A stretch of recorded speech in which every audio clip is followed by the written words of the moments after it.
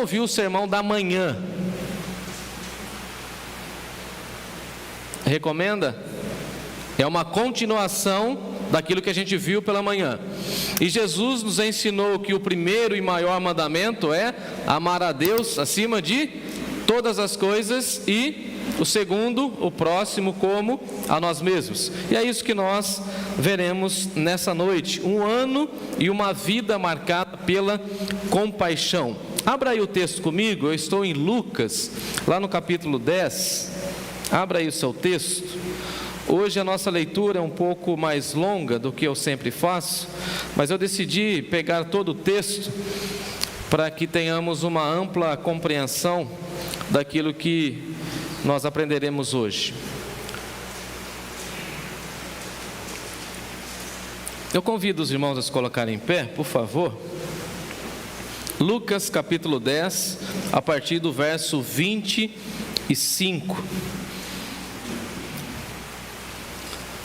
Eu estou usando a nova versão transformadora, também conhecida como NVT, e você pode acompanhar aí na sua versão. Lucas capítulo 10, a partir do verso 25. Diz assim o texto: certo dia, o especialista da lei se levantou para pôr Jesus à prova com essa pergunta: Mestre, o que preciso fazer para herdar a vida eterna? Respondeu Jesus: o que diz a lei de Moisés? Como você entende? O homem respondeu: ame o Senhor, seu Deus, de todo o teu coração, de toda a tua alma, de toda a tua força e de toda a sua mente, e ame o seu próximo como a si mesmo. Está correto, disse Jesus.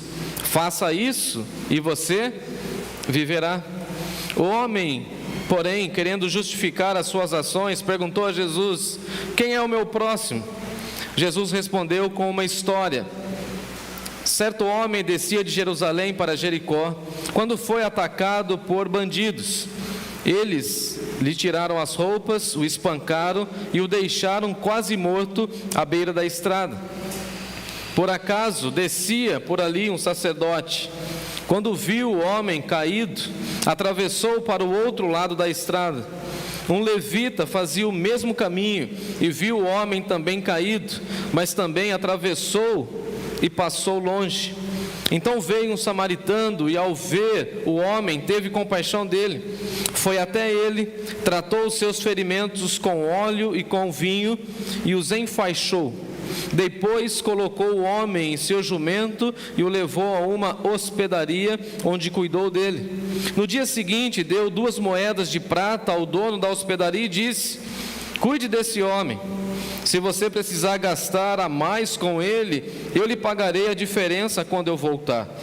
Qual desses 3 você diria que foi o próximo do homem atacado pelos bandidos? Perguntou Jesus. O especialista da lei respondeu: aquele que teve misericórdia dele. Então Jesus disse: então vá e faça você o mesmo. Vamos orar? Senhor nosso Deus e Pai, diante da Tua palavra nós nos curvamos, nós queremos ouvir a Tua voz e pedimos que o Senhor quebrante o nosso coração. Nos ensina, ó Deus, a partir da leitura desse texto, e nos faça enxergar a nossa vida a partir da lente cristã, a partir da visão de que precisamos amar o Senhor e amar o nosso próximo.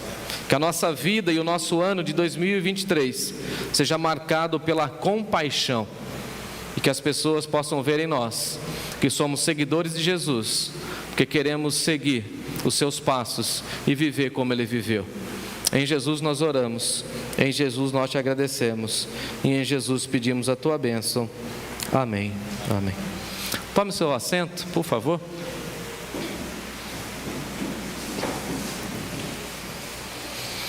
Nós aprendemos com Jesus em seu ministério que nós, os seus discípulos, seríamos conhecidos pelo amor, e pela demonstração do amor nós mostraríamos ao mundo que nós, de fato e de verdade, somos seus discípulos. Mas é muito curioso, como eu disse pela manhã, que essa expressão amor tem sido muito usada e de alguma forma tem sido muito desgastada. Às vezes falamos do amor a Deus com a mesma intenção ou a mesma intensidade que falamos do amor a algumas coisas. Eu fico às vezes preocupado com algumas pessoas que usam essa expressão do amor de uma maneira assim bem aberta e sem muita responsabilidade. Não sei se você já se deparou com isso, quando alguém chega para você e diz: olha, eu te amo, mas ela não demonstra amor de fato na prática, e você fala assim: olha, isso daí foi só uma expressão, foi só uma palavra jogada ao vento. Essa pessoa, na realidade, ela não me ama, porque ela não conhece a minha vida, não conhece a minha história, não vive comigo. Então, na realidade, é mais um discurso solto a respeito do amor. Na outra ponta, temos algumas realidades em que na nossa sociedade as pessoas dizem que nos amam ou amam coisas e usam a mesma expressão. Inclusive, eu acho difícil para nós, principalmente na nossa língua portuguesa, onde nós temos vários adjetivos e várias expressões para expressar várias coisas, e essa não era a realidade, por exemplo, da língua grega. Na língua grega você tem uma expressão direta. Por exemplo, o amor, como a Bíblia diz, e eu citei pela manhã, o amor ágape, que Deus amou o mundo que deu. Então esse amor é da entrega, é o amor que não espera nada em troca, é o amor de Deus. Quem é mãe sabe o que é esse amor, quem é pai sabe do que é esse amor. E às vezes nós usamos essa expressão para outras realidades. Mas, por exemplo, para a nossa relação de amizade, nós temos outra expressão grega para amizade, que vem da mesma raiz do amor. Tudo isso para dizer para nós que às vezes as expressões são usadas e nós não tomamos conta como elas são usadas. Posso contar uma história rapidinho, bem engraçadinha? Eu acho pelo menos que é engraçado. Sim ou não? Senão não posso contar. Estava na casa da minha avó, mãe do meu pai, certa ocasião, e naquela época eu podia comer tudo que vai leite. Tenho saudades daquela época. E aí eu cheguei para minha avó, eu gosto de pudim, e não gosto quando vocês olham para mim com aquela carinha assim de dó e de pena, somente nas festas, viu, Kleber? Ô pastor, e esse brigadeiro, vocês ficam me tentando, né? Eu falei assim: lá na glória, com o corpo glorificado, eu não terei mais problema. Lá eu vou comer, e lá não tem problema, que eu não vou engordar também, sem problema. E aí eu cheguei então um dia na casa da minha avó, e ela fez um pudim do jeito que eu gostava, pudim de pão. Quem gosta? Com aquela calda lá no sítio, no fogão de lenha por cima. E aí eu cheguei então, eu falei assim: vó, eu adoro esse pudim. Esse pudim é a coisa mais deliciosa da minha vida. Passa um café fresco, bem amargo assim, para comer com aquele pudim doce, dá uma combinação perfeita. Eu adoro isso. E falei assim com tanta vibração, fazia mais de 5 meses que eu não via a minha avó. Pensei que ela ia me abraçar, né, me dar um beijo, falar: ai, meu neto querido, que nada, Bíblia pura. Que história é essa, menino, de adorar? A gente só adora a Deus. Não, vó. E eu tentei argumentar na minha retórica dialética.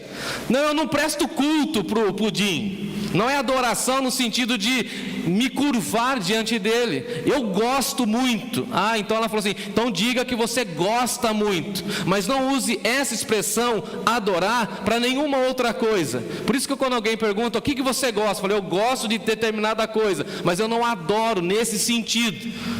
Tudo isso para dizer que nós usamos a expressão amor para qualquer outra coisa. Nós deveríamos usar o amor para Deus, para as pessoas, para a causa de Deus. E aí a gente fala o seguinte, por exemplo, na nossa cultura: eu amo meu celular. E tem gente que não vive mais sem o celular. E quando o celular não está perto, parece que o sujeito tem um amigo meu, ele é psicólogo e está estudando. A tese dele, de verdade, é de dependência digital. terá clínicas para dependentes digitais. E aí nós falamos assim: eu amo a internet. Eu vou me lembrar da minha avó. Que amor é esse? Ou quando a gente fala assim: eu amo a Deus. Mas que amor é esse?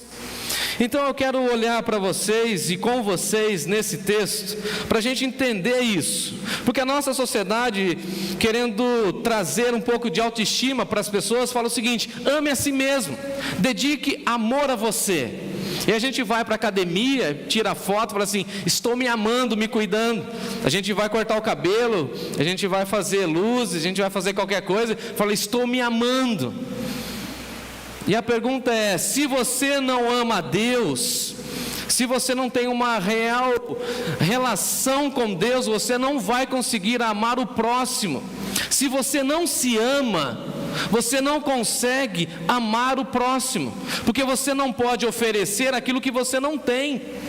Então veja que esse texto e essa expressão de Jesus é muito importante para nós, porque o amor precisa ser recuperado, ou melhor, o conceito de amar a Deus precisa ser recuperado para as nossas vidas e na nossa caminhada. Na época de Jesus, a questão que estava em voga também era a expressão do próximo. Quem é meu próximo? Qual é o meu próximo? Onde ele está? E Jesus aqui começa uma conversa com esses líderes religiosos, que eu acho de uma maneira muito brilhante. Dá uma olhadinha comigo a partir do verso 25 do texto que lemos, Lucas capítulo 10, a partir do verso 25.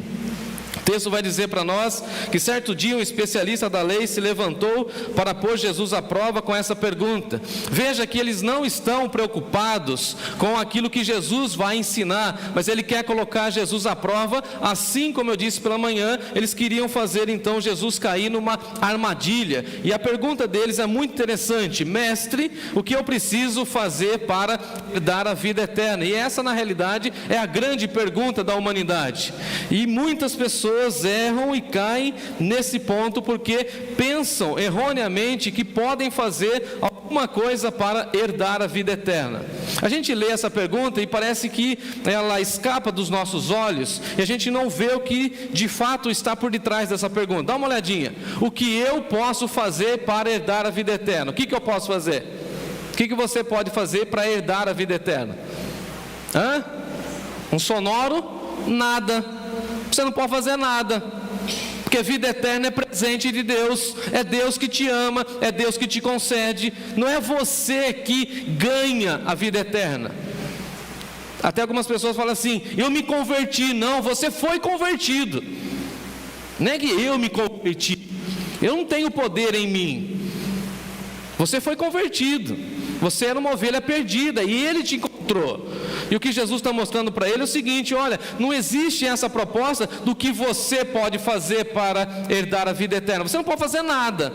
Você é um pecador, você está perdido. Agora, o que você pode fazer em resposta ao amor de Deus é amar o Senhor acima de todas as coisas. Então por que nós amamos a Deus? Porque Ele nos amou primeiro, e porque Ele nos amou, nós entendemos o seu amor, e entendendo o seu amor, nós passamos a amá-lo. Fez sentido?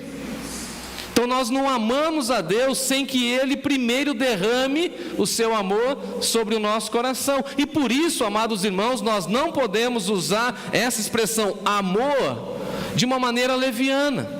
E veja que esse especialista, cara que conhecia, ele chega para Jesus e fala isso: olha, o que eu posso fazer? E veja o que Jesus diz. O que diz lá na lei de Moisés? Como você entende a lei? Você entendeu a lei? Eu fico imaginando se ele fosse dos nossos dias, ele falaria assim: não, eu frequentei a escola bíblica dominical, eu era membro da igreja, participei dos cultos de doutrina. E Jesus falaria para ele: você participou, você conhece, mas você não entendeu o que significa evangelho. O homem respondeu: eu amo o Senhor, meu Deus, de todo o meu coração, de toda a minha alma, de toda a minha força e de toda a minha mente. Eu também entendo que eu preciso amar o meu próximo como a ti mesmo. Então, Jesus falou assim: está correto. É só você fazer isso e você terá o quê? Vida. Você está perguntando de vida eterna? Então, se você amar a Deus com o seu coração, Como que é amar a Deus com o coração? Eu expliquei pela manhã. Vocês lembram? Ou já esqueceram? Amar a Deus com os sentimentos, com as decisões. Amar a Deus com a alma. Amar a Deus com a nossa força, o nosso intelecto, a nossa mentalidade. Amar a Deus acima de todas as coisas. Ou seja, qual é a prioridade da sua vida? É amar a Deus. E eu quero mostrar ao mundo que eu amo a Deus, e porque eu amo a Deus, eu amo o meu próximo. E aí Jesus fala o seguinte: está correto, porque você entendeu a vida eterna, então você vai ganhar basicamente uma qualidade de vida superior às outras pessoas, que você vai entender o que de fato é vida. Então o que é vida eterna, senão amar a Deus e amar o próximo?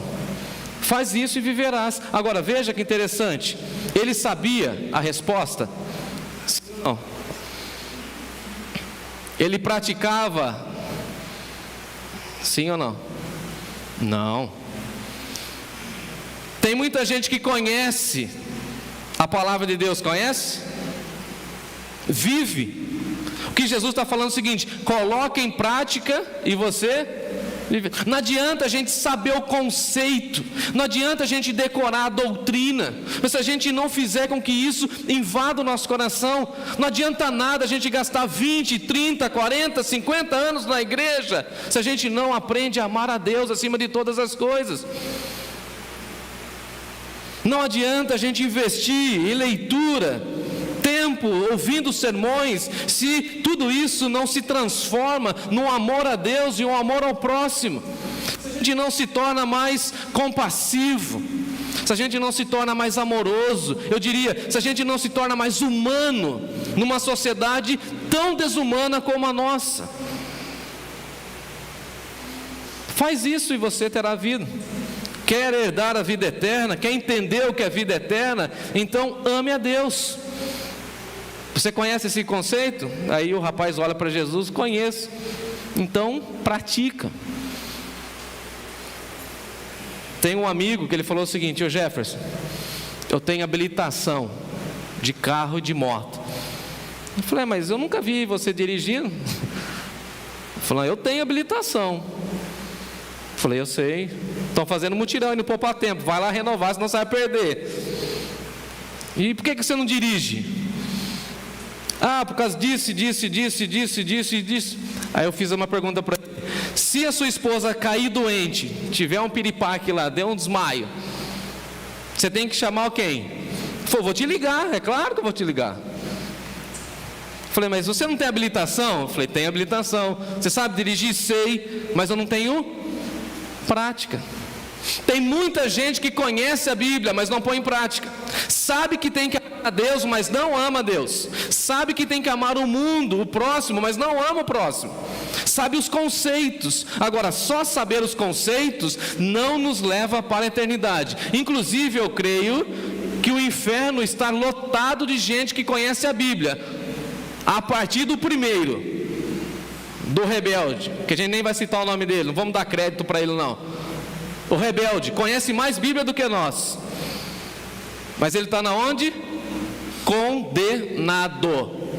Porque o fato não é conhecer, o fato é praticar. O fato é ouvir mensagens de Deus e aplicar as mensagens de Deus no contexto da família. É amar a Deus acima de todas as coisas. Agora, o mundo, as pessoas, a nossa família, estão todos olhando para nós e falando o seguinte: será que esse povo que se diz crente, evangélico, será que de fato eles amam a Deus? Será que a gente demonstra, amados irmãos e irmãs, à sociedade, que a gente ama a Deus acima de todas as coisas? Que a gente ama o próximo? E aí, aquele homem, com a síndrome de Adão, verso 29, ele começa o quê? Dá uma olhadinha aí comigo. Ele quer o quê? Na minha versão fala assim: justificar. Como que diz aí na sua? Justificar? Justificar.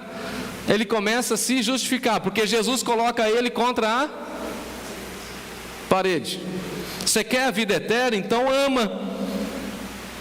Jesus encurrala, pressiona.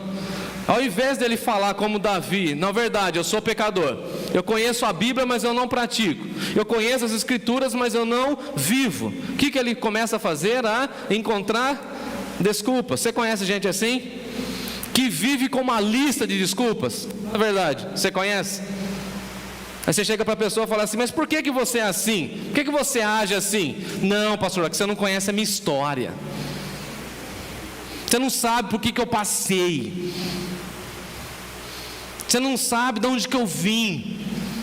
E aí começa a lista. Você não sabe. E aí começa a dar desculpa. Mas por que você não é um marido melhor?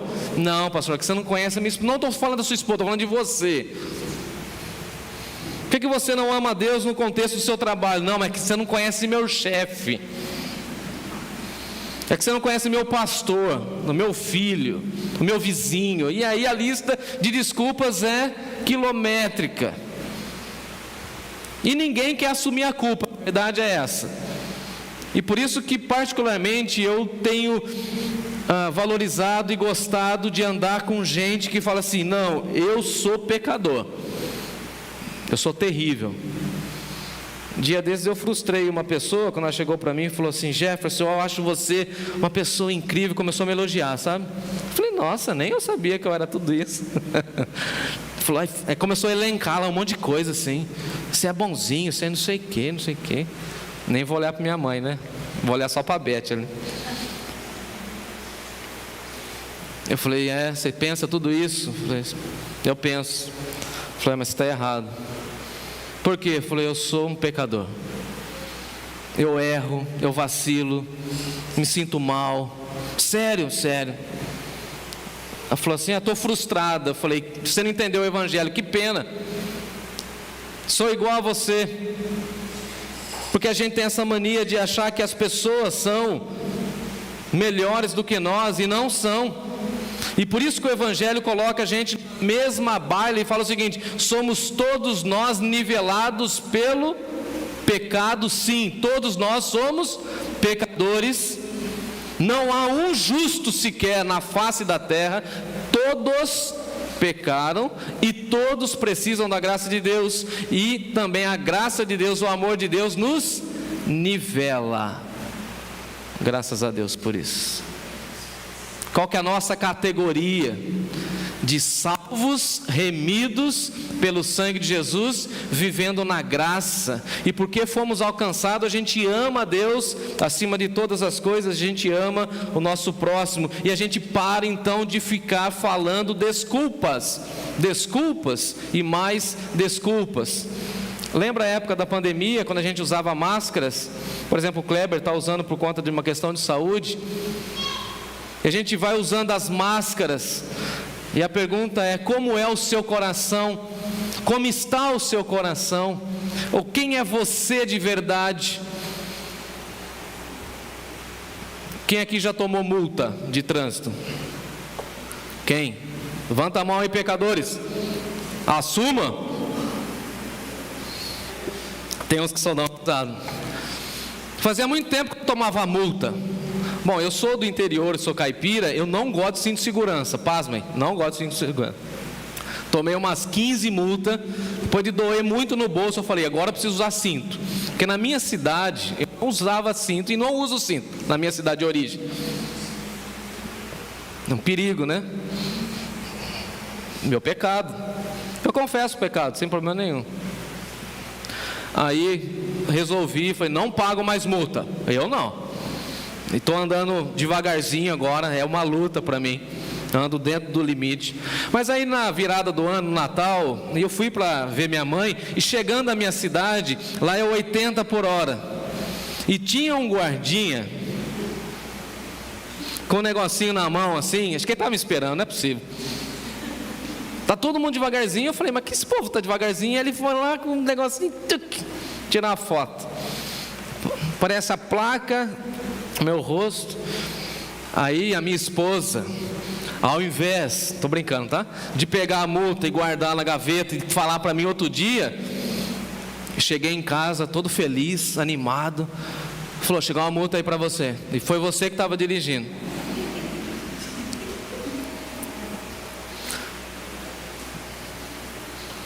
E aí, Kleber, o que você faz?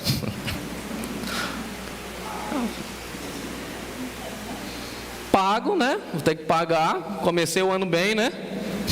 Tem PVA, né? E mais a multa.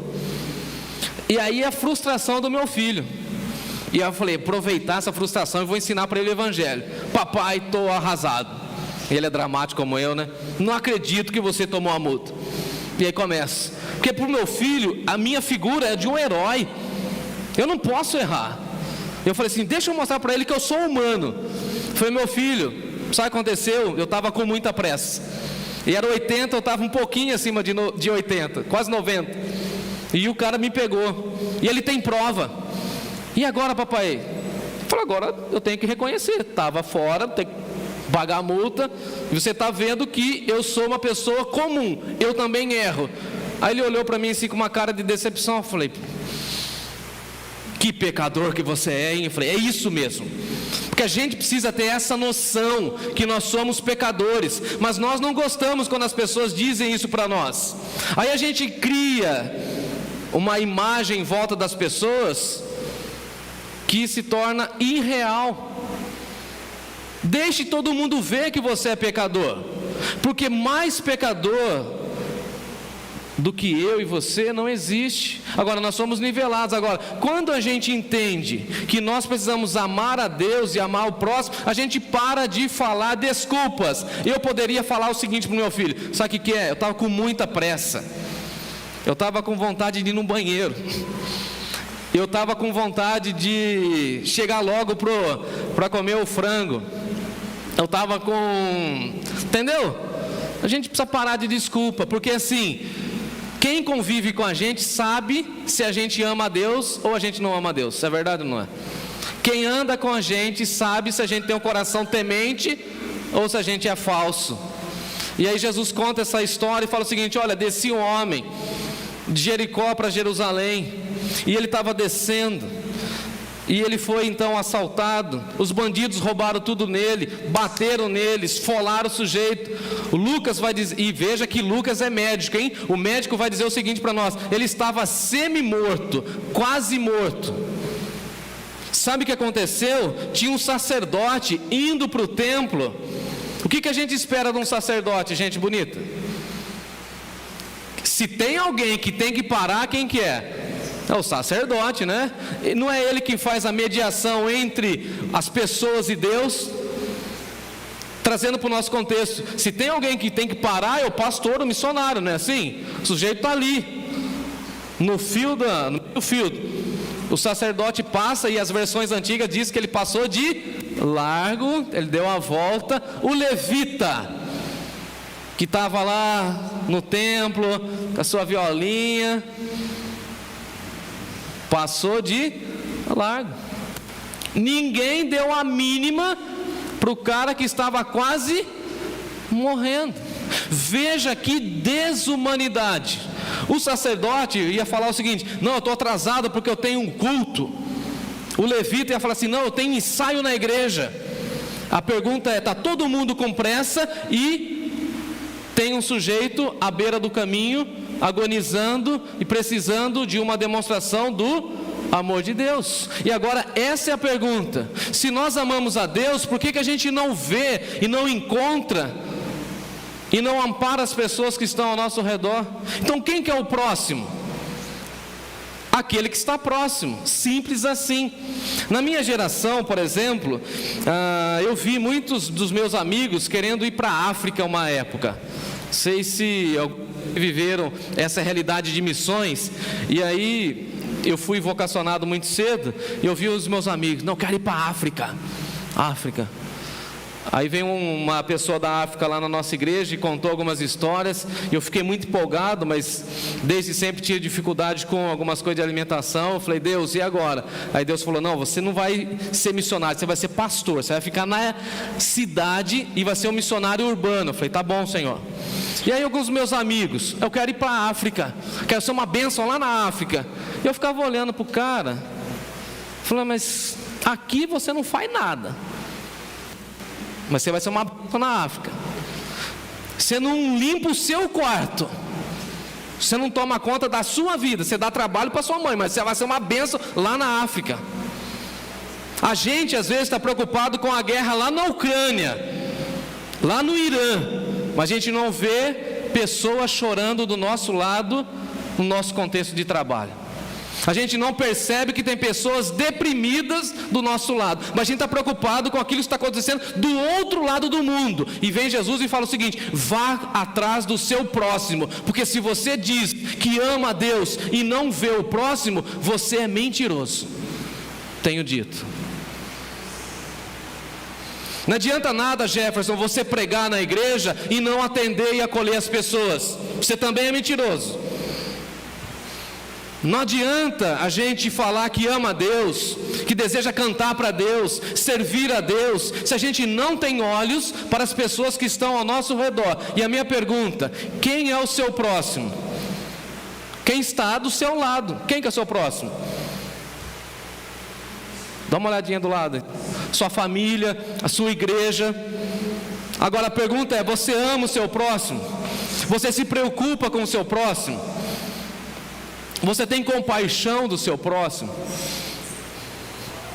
Quando as pessoas vêm aqui na nossa igreja e falam assim: pastor, eu estou morrendo de fome, será que a gente tem compaixão por essas pessoas? Será que a gente demonstra amor por essas pessoas? Quando a gente enviou o óleo lá para o lar que ampara os refugiados afegãos, a gente estava falando o seguinte: nós amamos vocês sem conhecer vocês. Quando a gente envia dinheiro para cuidar das crianças no Lar Batista, nós estamos falando o seguinte: nós amamos vocês porque nós aprendemos a amar a Deus, e aquilo que Deus ama é o ser humano. Não existe nada mais importante na face da terra do que uma vida transformada. Jesus disse para nós: uma alma, repete comigo, conclui comigo o texto: uma alma vale mais do que o nosso prédio. Aleluia. Se a gente pudesse vender o nosso prédio para salvar uma pessoa, a gente estaria demonstrando o amor a Deus. Tem pessoas na rua, tem pessoas na prostituição,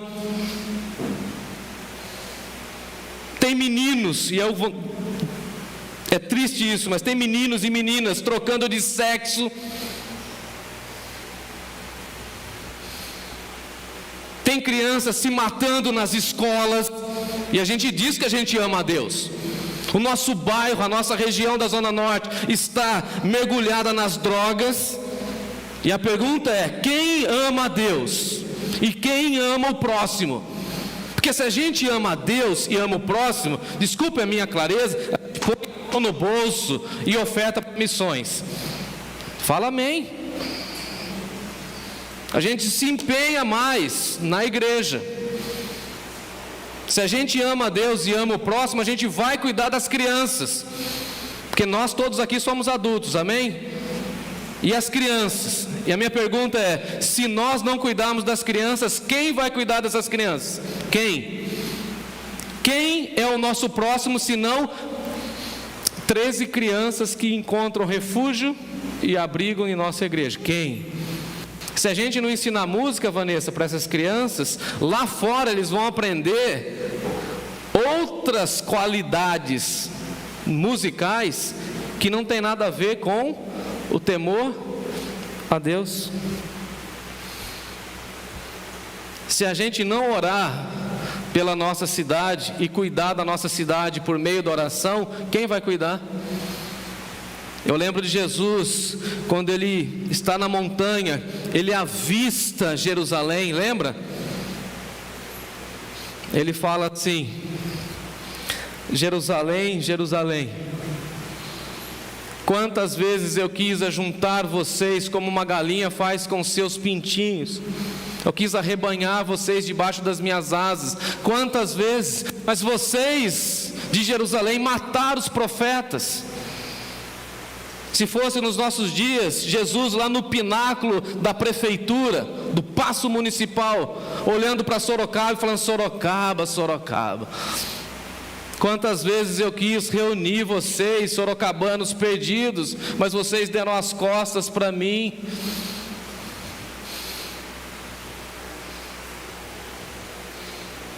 Nova Canaã, Nova Canaã, Quantas vezes eu quis trazer você mais perto, para que vocês amem as pessoas que estão de luto,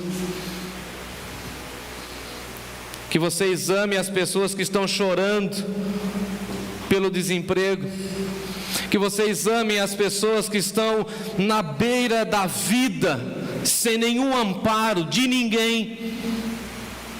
Irmã Alda compartilhou conosco nessa semana, né, Alda? Uma família que veio às pressas para a nossa cidade, veio lá do Maranhão. E alguém disse assim: mas como que pode alguém sair lá do Maranhão sem nada e vir para Sorocaba? E eu falei assim: a pergunta não é essa, a pergunta é a seguinte: o que eles trariam de lá para cá? Chegaram aqui sem recurso, e a nossa igreja está se mobilizando para atender a família. Agora, quem que é o próximo, senão essa família? E em parceria com a nossa igreja filha, que é a igreja co-irmã do Maria do Carmo, nós vamos socorrer. Quem é o nosso próximo? As pessoas que estão do nosso lado. E aí queremos ser uma bênção para um monte de gente. E eu perguntaria assim, uma pergunta bem incômoda mesmo: e a sua família? E as pessoas da sua casa? E as pessoas da sua convivência? Quem são os seus próximos? Ou a pessoa que está próxima? Talvez eu fui muito duro essa semana com uma pessoa. Falei assim: pastor, eu quero ser uma bênção. Eu falei: seja uma bênção para a tua família. Primeiro ministério. Quem não cuida da casa não pode cuidar da igreja. Não tem nada a ver com a nossa igreja, de uma outra denominação. Falei: você está querendo ter um ministério, ter visibilidade, ser chamado de missionário, pastor e sei lá o que, mas vá cuidar da tua casa. Cuida da tua casa. A sua esposa é o seu próximo, o seu filho é o seu próximo. Dedique tempo com o seu próximo. Ame o seu próximo. E aí você vai falar assim: é, pastor, é que você não conhece. Fala aí. Meu marido, meu primo, meu cunhado, minha sogra. Aí Jesus falou o seguinte: olha, nós devemos amar os nossos amigos, né? Os nossos amigos a gente ama bastante também, mas tem que amar os nossos inimigos. É fácil, gente bonita, amar o inimigo. É fácil amar aquele vizinho chato que põe aquelas músicas insuportáveis quando a gente quer dormir. É fácil amar aquele vizinho que ele traz o seu pet para fazer as necessidades bem na onde que a gente entra. Aqui na igreja, então, eu já fiz de tudo nessa calçada. Não consegui, mas não desisti. É fácil amar o sujeito que veio aqui e pichou o nosso muro. Essa semana tentaram cortar lá de novo. Cortaram o nosso cadeado, né, Mário? Levaram o nosso cadeado embora. O cara cortou o cadeado. Eu cheguei no chaveiro ali e falei assim: ó, olha aqui, cadeado, pastor, vim de 6 só nessa manhã. O Felipe aqui, amigo nosso. Pegaram aqui, pegaram ali, pegaram. A gente tem que amar. Agora, como Jesus fala para a gente amar? Orando pelos nossos inimigos. Até aquelas pessoas que estão nos perseguindo merecem receber uma porção do nosso amor, para que elas possam amar a Deus. Então, irmão e irmã, o meu desafio para você, para mim, para nós como igreja, é que nós, nesse ano, em toda a nossa vida, possamos amar a Deus acima de todas as coisas, e movidos por esse amor de Deus dentro do nosso coração, amar as pessoas. Seja uma bênção. Outro dia eu falei para o meu filho: eu gostaria que nas cadeiras da igreja tivesse alguns pregos, preguinho, para ninguém ficar muito confortável. Pastor, será que um dia a gente vai ter cadeiras daquelas almofadadas, confortáveis? Pastor, será que a gente vai ter um ar-condicionado top, um telão bem grandão? Eu espero que sim, mas eu também espero que a gente não tenha muito luxo, para a gente não ficar acomodado dentro das quatro paredes, porque o mundo lá fora não conhece o amor de Deus, e o mundo lá fora clama e espera e anseia uma expressão da igreja e uma expressão nossa também, na nossa pessoalidade como servos e servas de Deus. Ame a Deus e ame também o seu próximo. Os amigos de trabalho não estão nem aí para quem está ali do lado, mas você sim, você foi plantado ali como uma luz. Seja luz. Perceba que as pessoas não estão bem, mande uma mensagem para alguém, manifeste compaixão e graça. A maioria das mulheres, principalmente de meia idade para cima, gosta de uma planta. Gosta ou não gosta? Falaram que eu estou muito engraçado, mas é verdade. Como uma plantinha, leve para alguém. Está sentindo falta de alguém, vai visitar. Quer ver? Pastor, estou sentindo falta. Nem fale comigo. Eu sei quem estava e quem não estava no culto. Não vem falar para mim, vai você. Vá lá. Vá lá. Não vem falar comigo. Eu já sei quem veio e quem não veio. Vá você. Pega o seu celular e liga, manda mensagem. Ô irmão, ô irmã, estou preocupado com você. Faça você. Eu estou fazendo a minha parte. Pastor, o bairro. Vamos andar no bairro, vamos orar no bairro, vamos clamar pelo bairro, vamos visitar as pessoas do bairro, vamos fazer um grupo de irmãs para visitar as outras irmãs. Amém, aleluia. Vamos mostrar compaixão, vamos. E os homens? Tem uma reunião daqui a pouco, hein, homem? Não esqueci não, hein? Ai. Você pensou que eu esqueci, né, Alda? Não esqueci não. E os homens? Vamos apoiar, vamos chegar junto com o pastor. Pastor, conta com a gente aí, vamos embora. Tem uns casos meio complicados aí no bairro aí, vamos embora, vamos junto. Tamo junto, vamos deixar nosso pastor sozinho não. A gente orou muito para você chegar, pastor. Tamo junto aqui, vamos embora. Desanima não, Gerson. Tamo junto, hein, menino? Compaixão.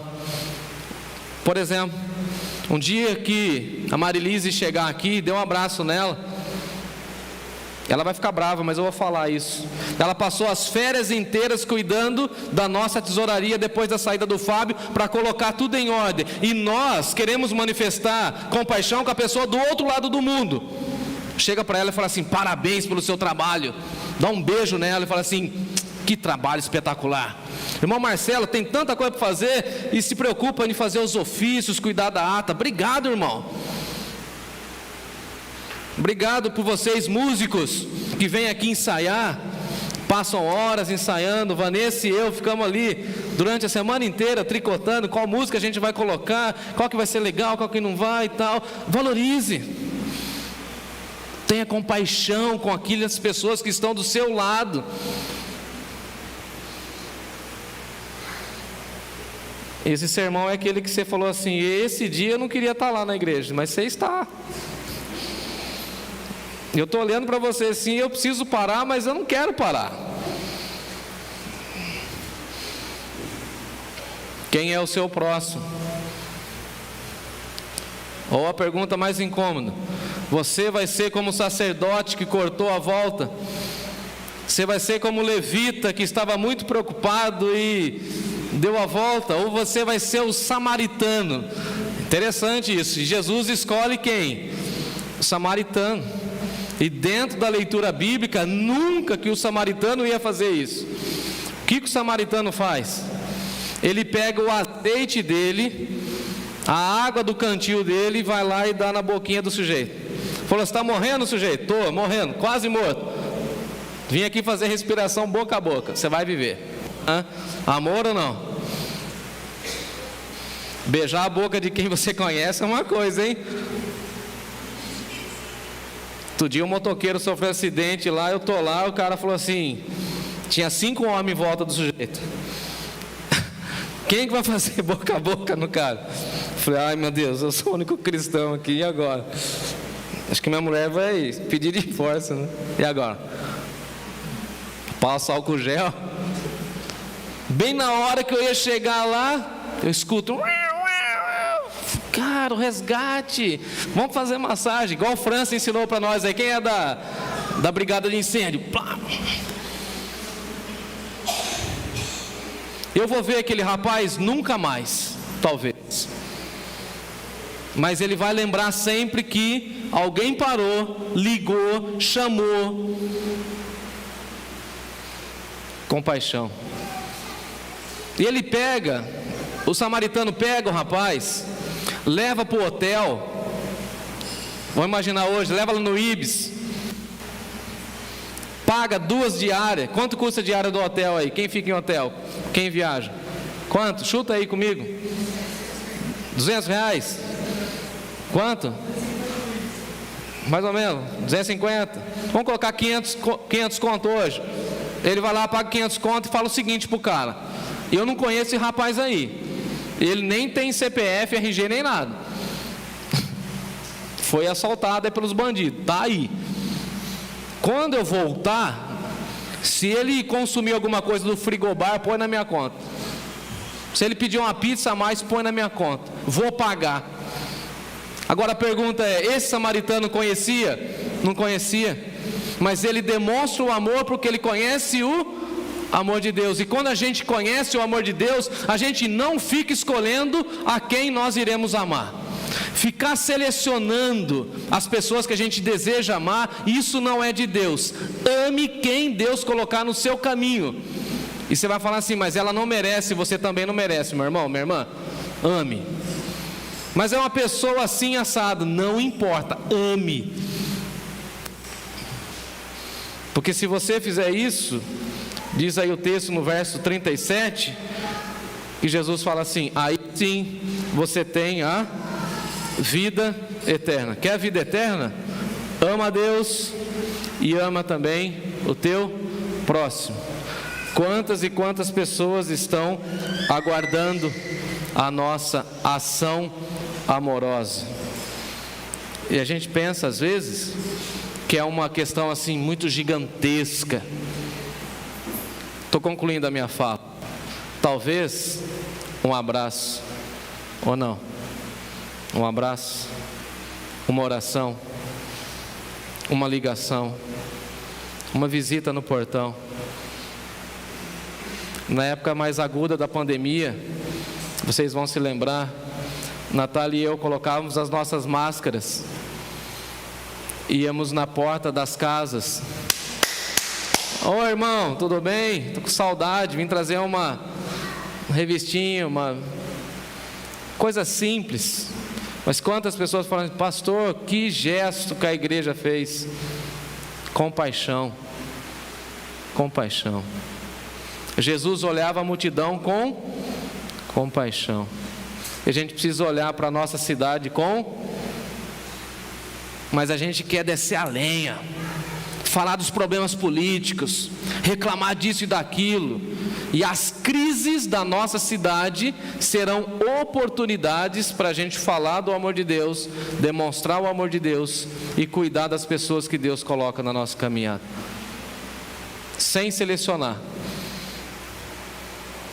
Por fim, eu tomei um abraço esses dias, que eu cheguei em casa quase bêbado.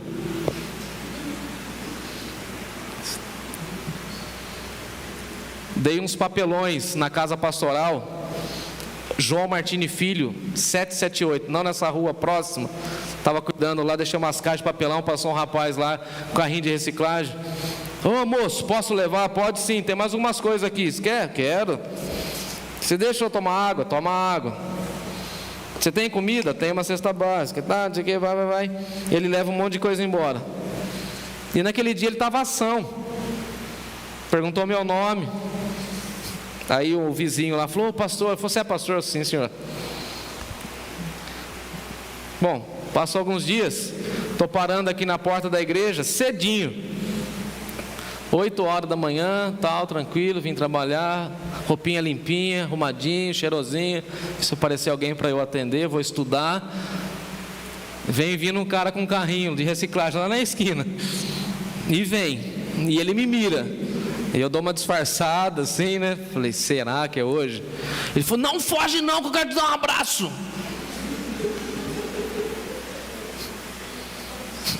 Carlão dá risada, o Carlão sabe quem que é. Ele mirou para mim e veio na minha direção. Foge não, você é meu amigo agora. Ele me abraçou, a minha labirintite já ficou, né? Bêbado. Cheguei em casa, a Natália falou assim, que cheiro é esse? É daqueles perfumes normal, meu irmão. Perfume da rua. Outro dia ele passou aí, comprei uma marmita para ele. Ele falou, aquele abraço seu daquele dia mexeu comigo, hein? Às vezes, irmão, é só um abraço. Às vezes é só a gente olhar para uma pessoa. Às vezes é só a gente falar assim, eu vou orar por você, eu vou interceder a Deus por você. Às vezes é só você chegar, como eu chego no leito hospitalar, e falar assim, eu sou o pastor, estou aqui, vou orar por você.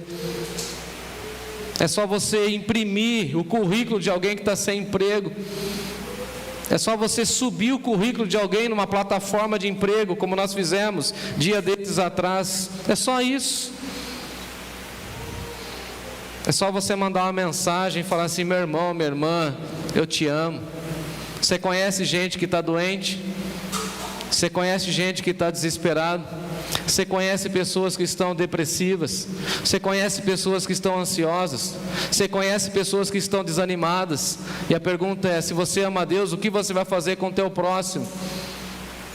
Manda mensagem para aquele primo, para aquele prima, para aquela cunhada, para a sogra.